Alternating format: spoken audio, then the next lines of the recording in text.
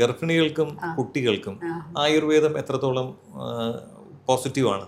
ഗർഭിണികൾക്ക് ഉദ്ദേശിക്കുന്നത് നമുക്കൊരു 6 മന്ത് ഒരു 8 മന്ത്സിലൊക്കെ നമുക്ക് അവരുടേതായ ഇപ്പോൾ കാഫ് മസിൽ പെയിൻ ഒക്കെ കൂടി വരുന്ന സമയമായിരിക്കും. മസിൽ ക്രാമ്പ്, സ്റ്റിഫ്നെസ്, അവരുടെ ഒരു മൂഡ് സ്വിങ് കാര്യങ്ങളൊക്കെ ഉണ്ടാവും.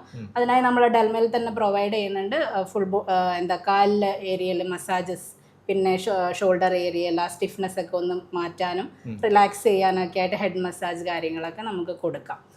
പിന്നെ പോസ്റ്റ്പാർട്ടം, അതായത് ഡെലിവറി കഴിഞ്ഞ ശേഷം അമ്മയ്ക്കും കുട്ടികൾക്കുള്ള പ്രസവാനന്തര ശുശ്രൂഷയും നമ്മൾ പ്രൊവൈഡ് ചെയ്യുന്നുണ്ട്.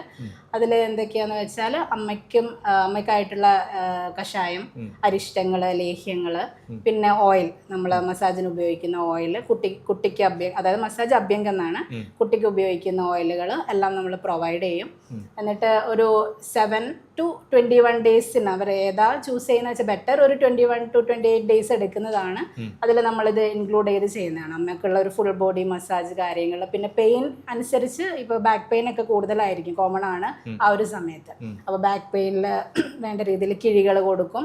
പിന്നെ ഈ വയറ് കെട്ടുന്ന രീതിയൊക്കെ ഉണ്ടല്ലോ, ഒരു ടമ്മി റാപ്പ്, അതൊക്കെ നമ്മൾ സെക്ഷൻ ആണെങ്കിൽ അതിൻ്റെ വൂണ്ട് ഹീൽ കാര്യങ്ങളൊക്കെ നോക്കിയിട്ട് അപ്പം അഡ്വൈസ് ചെയ്യും. ഒരു ഡോക്ടർ കൺസൾട്ടേഷന് ശേഷം നമുക്ക് ചെയ്യാവുന്നതാണ്. പിന്നെ ഈ അരിഷ്ടം കഷായം എന്നൊക്കെ പറയുന്നത് അമ്മയുടെ ഒരു ദഹനം നോർമലിലേക്ക്, ബാക്ക് ടു നോർമൽ കൊണ്ടുവരാൻ വേണ്ടിയിട്ടാണ് നമ്മൾ കഷായം അരിഷ്ടങ്ങളൊക്കെ വെച്ച് സ്റ്റാർട്ട് ചെയ്യുന്നത്. അതിനുശേഷം പിന്നെ ലാസ്റ്റ് സ്റ്റേജിലേക്ക് ലേഹ്യങ്ങൾ നമ്മൾ കൊടുക്കും. അതായത് മുലപ്പാൽ വർദ്ധിപ്പിക്കാൻ വേണ്ടിയിട്ടും അത് കുട്ടിയുടെ ആരോഗ്യത്തിനും നല്ല ഹെൽപ്ഫുള്ളാണ്.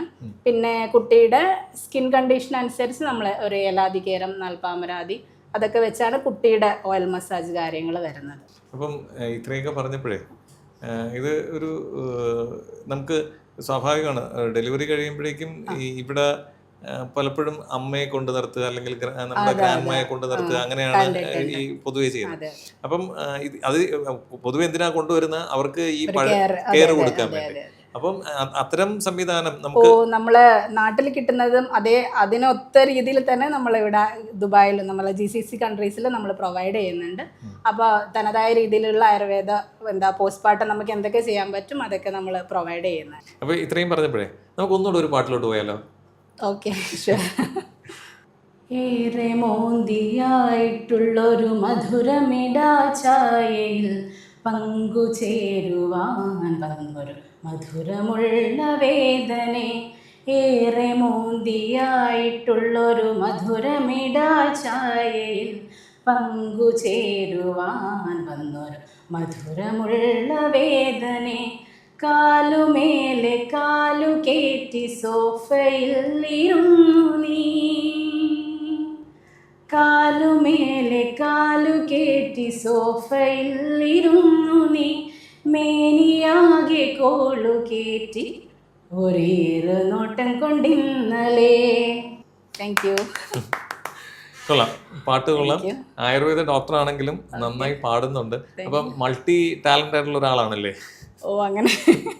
ഈ എഴുത്തിനോട്ട് പോയപ്പോഴ് പിന്നീട് എഴുതാനുള്ള ടെൻഡൻസി ഉണ്ടായോ ഈ ജീവിത യാത്രയിൽ?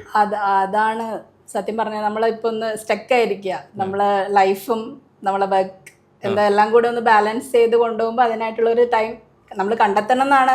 ഞാൻ തന്നെ കിട്ടുന്നില്ല എന്ന് പറയുന്ന മോശമാണ്. അപ്പോൾ അതിനായിട്ടുള്ള ഒരു ടൈം കണ്ടെത്താൻ വേണ്ടി ശ്രമിക്കുന്നുണ്ട്. തീർച്ചയായിട്ടും എഴുതണം. ഡോക്ടർ ഈ പറയും പോലെ പാട്ട് പാടുന്നു, എഴുതുന്നു. പിന്നെ അതുപോലെ തന്നെ അത്യാവശ്യം പേഷ്യൻസിന് അവർ ഡോക്ടറെ കാണുമ്പോൾ തന്നെ അവരുടെ മനസ്സിലൊന്നുമല്ലോ, ഈ ഡോക്ടറുടെ അടുത്ത് എനിക്ക് കുറച്ച് നേരം വന്നിരിക്കാം, എനിക്ക് അതെ, അതൊരു പോസിറ്റീവ് വൈബാണ്. നമ്മളിപ്പോൾ പലപ്പോഴും പലരോടും സംസാരിക്കുമ്പോഴും നമുക്ക് അവരിൽ നിന്നൊരു പോസിറ്റീവ് എനർജി നമുക്ക് കിട്ടും. അത് തീർച്ചയായും ഡോക്ടറിൽ അതുണ്ട്. ഏതായാലും ഞങ്ങളിവിടെ വന്നു, ഡെൽമ ആയുർവേദിക് റീഹാബിലിറ്റേഷൻ സെൻറ്റർ ഷാർജയിൽ. ഡോക്ടറുമായിട്ട് കുറേ നേരം സംസാരിക്കാൻ കഴിഞ്ഞു. ഒരുപാട് സന്തോഷം. ഈ സംസാരത്തിൽ തന്നെ ഈ പറയും പോലെ പാട്ടും പിന്നെ അതുപോലെ തന്നെ എഴുത്തിൻ്റെ കാര്യങ്ങളൊക്കെ സംസാരിച്ചു. അതെല്ലാം പോസിറ്റീവ് വൈബായിട്ടാണ് നമുക്ക് ഫീൽ ചെയ്തത്. അപ്പം തീർച്ചയായിട്ടും വീണ്ടും ഞങ്ങൾ വരുന്നതാണ്. അപ്പോൾ കൂടുതൽ നമുക്ക് സാധാരണപ്പെട്ട ആൾക്കാർക്ക് ആയുർവേദത്തിലൂടെ എങ്ങനെ നമുക്ക് സപ്പോർട്ട് ചെയ്യാമെന്നാണ് ഞങ്ങൾ നോക്കുന്നത്. അപ്പോൾ ഒരുപാട് വിലപ്പെട്ട അഭിപ്രായങ്ങളാണ് നമുക്ക് ഷെയർ ചെയ്ത. Thank you.